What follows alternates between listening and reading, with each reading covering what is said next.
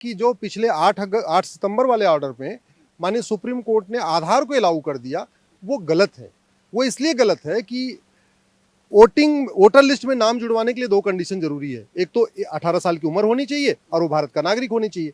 आधार वो दोनों condition fulfil नहीं करता। आधार न तो एज का प्रूफ, आधार न तो डोमिसाइल का प्रूफ, आधार न तो रेजिडेंस का प्रूफ, आधार न तो सिटीजनशिप का प्रूफ। इवन आधार विदेशियों को भी इशू किया जा सकता है।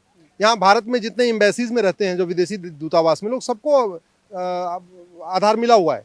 आधार एक्ट कहता है कि जो भी आदमी भारत में है, वो नागरिक हो चाहे नहीं हो, लेकिन अगर भारत में है और 6 महीने से ज़्यादा है तो उसको आधार इशू किया जा सकता है।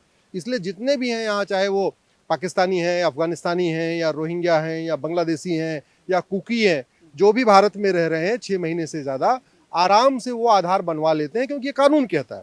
और आधार बनवाने के लिए आपको कोई बहुत ज़्यादा डॉक्यूमेंट नहीं चाहिए। उस एरिया का पार्षद और प्रधान लिख के दे दे लेटर हेड पे कि हाँ, मेरे मोहल्ले में, हमारे एरिया में ये 6 महीने से रह रहे हैं, इतना पर्याप्त है।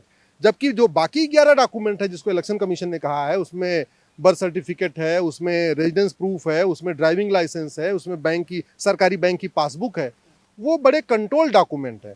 उसमें कम से कम 2-3 लोग उसको पहले उसको स्क्रूटनी करते हैं, वेरीफाई करते हैं, उसमें 2-3 लोग सिग्नेचर करते हैं, तब वो जाके डॉक्यूमेंट बनता है।